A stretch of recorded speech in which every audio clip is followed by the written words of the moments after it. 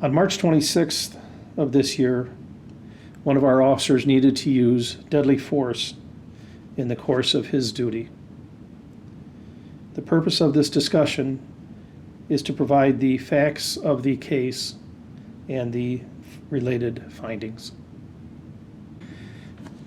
The incident location was on I-90-39 in the area of US 14, and as you can see from this slide, the crash site was very close to US 14. The vehicle was traveling southbound on Interstate 90-39, careened off of a high area and down onto almost Highway 14 is where the vehicle landed.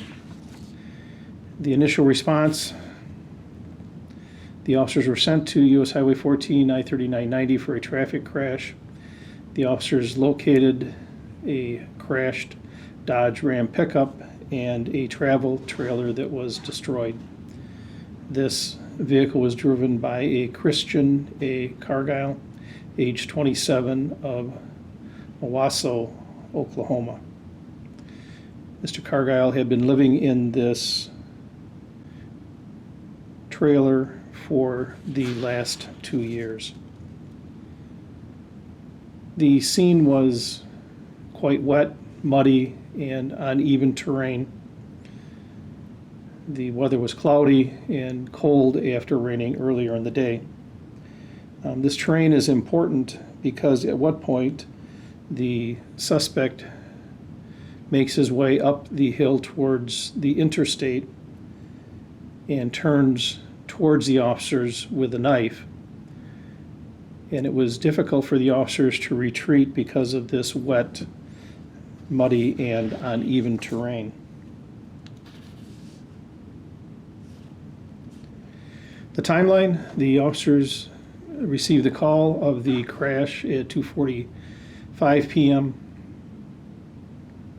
At 2:48 p.m., dispatch updates the officers that the driver is out of the vehicle with a knife to his neck. At 2:49 p.m., officers Hollingshead and Olson respond from Marshall Middle School. And at 2:52 p.m., officers Hollingshead and Olson arrive at the scene. Hollingshead draws his firearm. Officer Olson draws his taser. At 2:53 p.m., Hollingshead locates Christian Cargile near the crash scene, holding a knife to his neck. It's at this point Officer Hollingshead activates his body camera.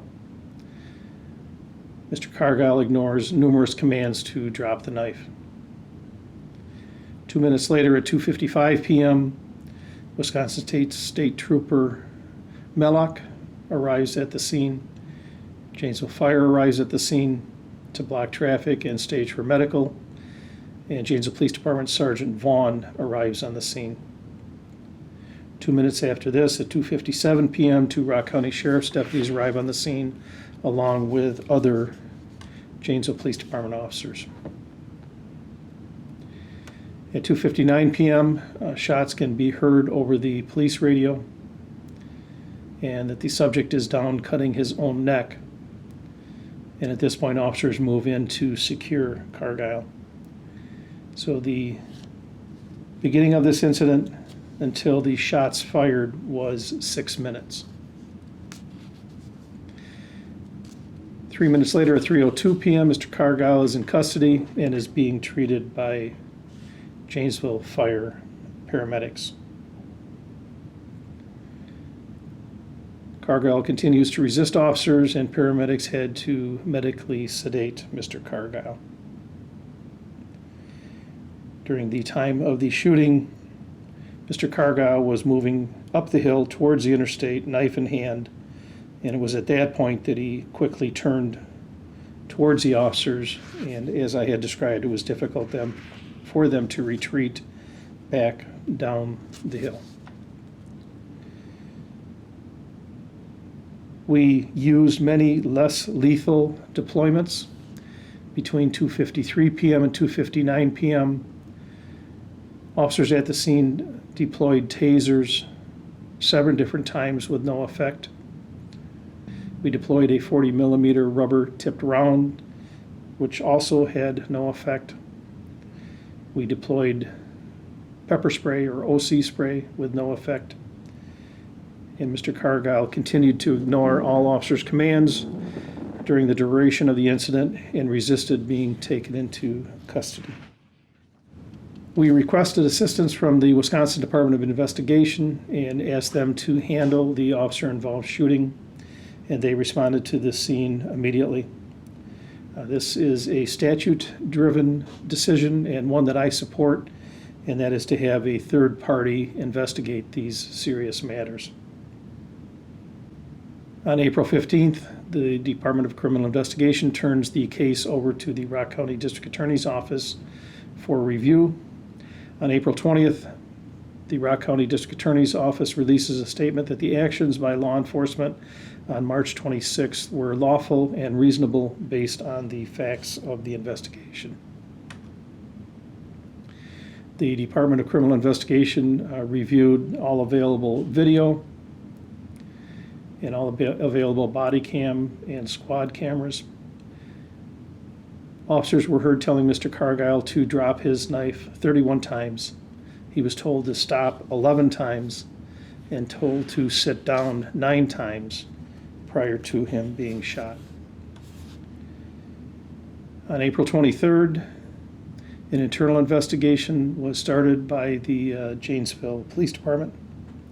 We waited until the conclusion of the Department of criminal investigation, and the DA's review of the matter before we started our internal investigation. What we did was we looked at the incident and made sure that it was compliant with our policy and training.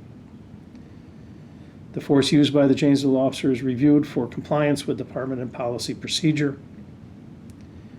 And on May 11th, the internal investigation is complete and shows the use of force by Janesville officers is consistent with policy and procedure. The particular policies that we looked at were our general orders on the use of deadly force. And I'll read you 2 excerpts from the use of deadly force. Deadly force may be used as a last resort in the defense of oneself when there is a reasonable cause to believe that the officer is in imminent threat of death or serious bodily harm.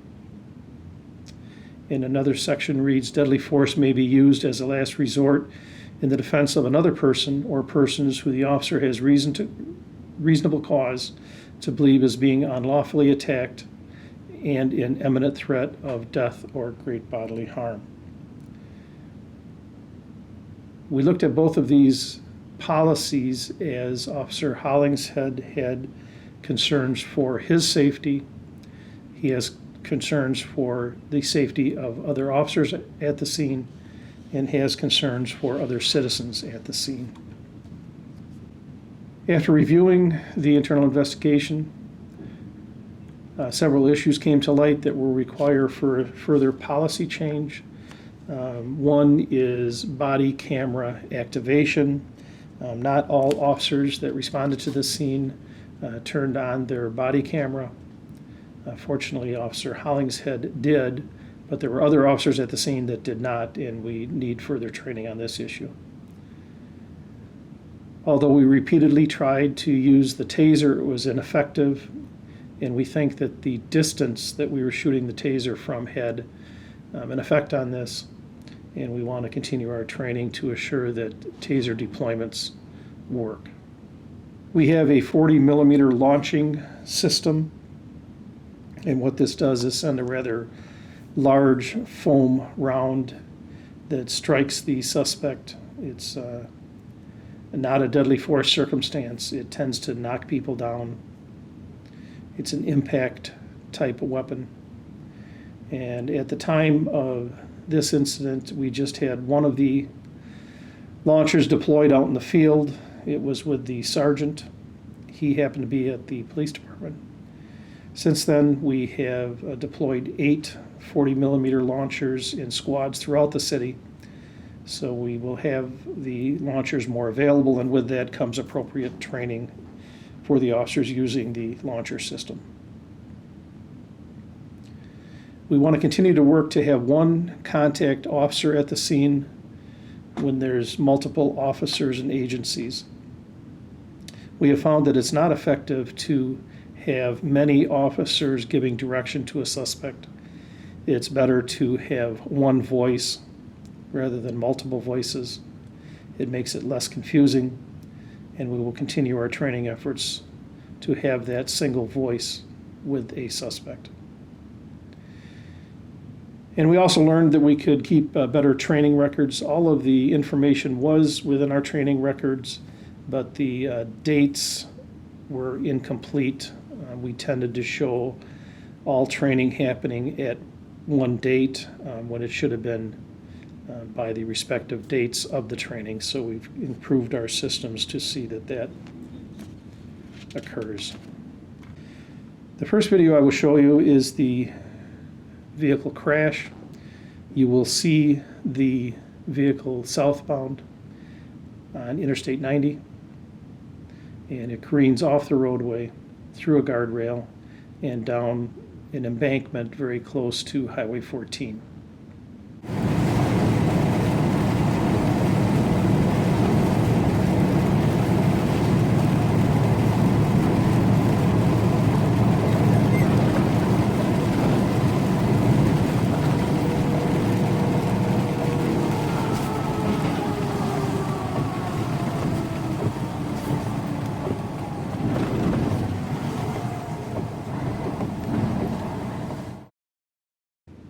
The next video is the body camera of Officer Hollingshead.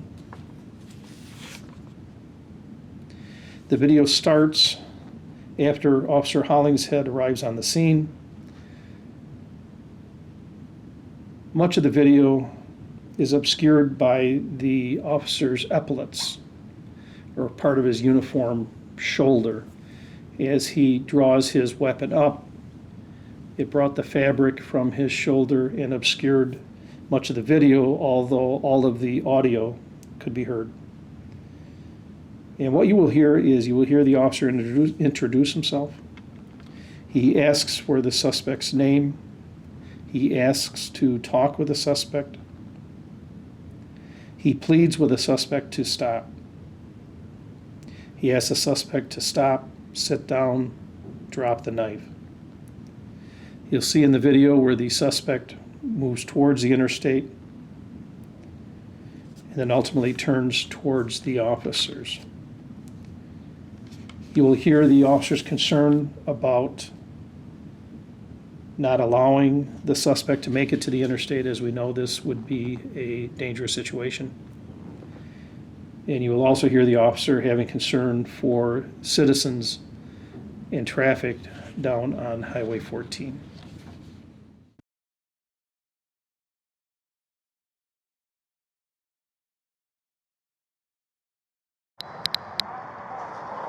Can you put the knife down, man? Please? Put the knife down, please. 208. Hey, can we talk from right here? On Humes. Okay. What's your first south, name? Just north. What's your name? Direction west of I-90, down by the construction. What is your name? We can't let him get up to 90 either. Right. Hey, sir, what's going on? Can you talk to us?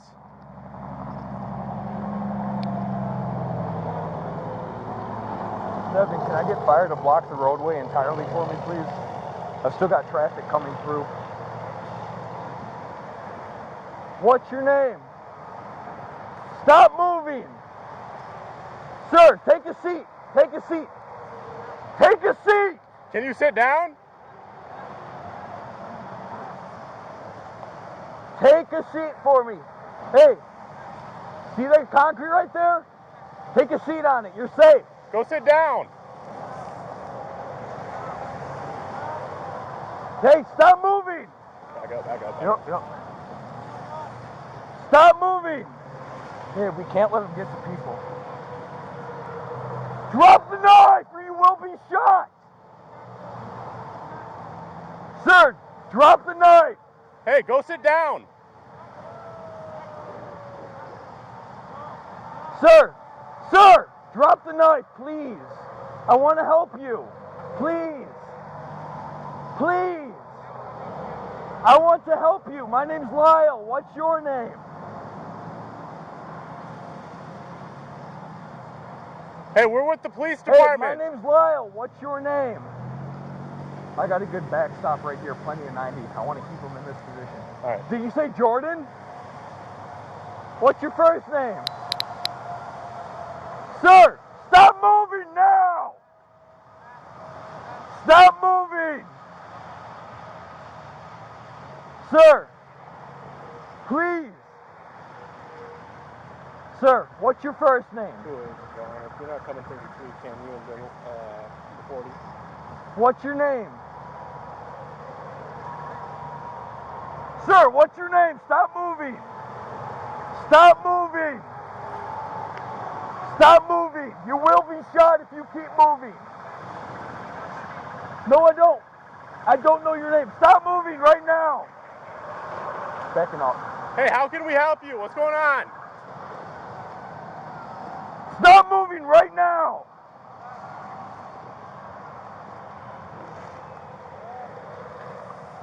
I don't want to give up this back cover. Right. Hey, just hold there. Take a step back. Hey, what's your first name? Ellen.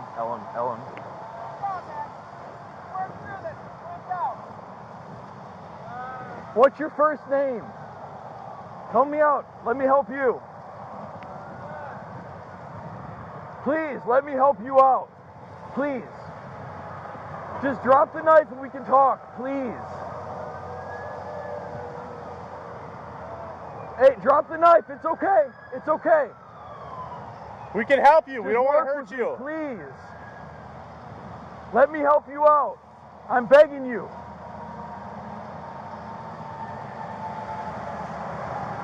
Hold on. Hey, no.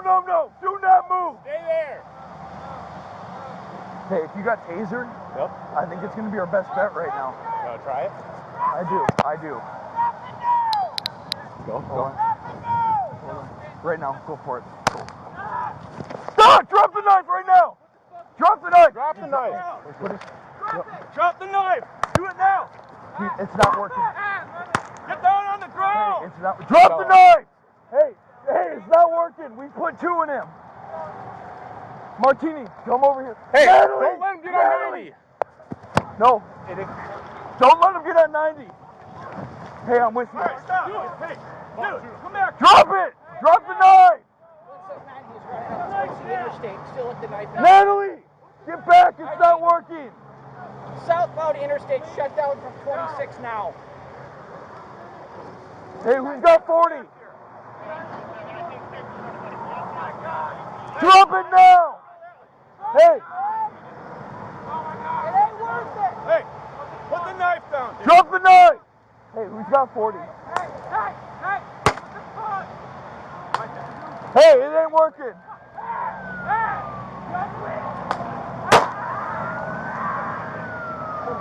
Hey, stop. Hey, I can't get, hey, watch the knife, guys, watch the knife. Drop the knife! Put the knife down. So my conclusion and the findings of the internal investigation concludes that Officer Hollingshead followed department policy, training, and used deadly force in a proper, ethical, and constitutionally appropriate manner. Other officers at the scene responded properly, following department policy and department training.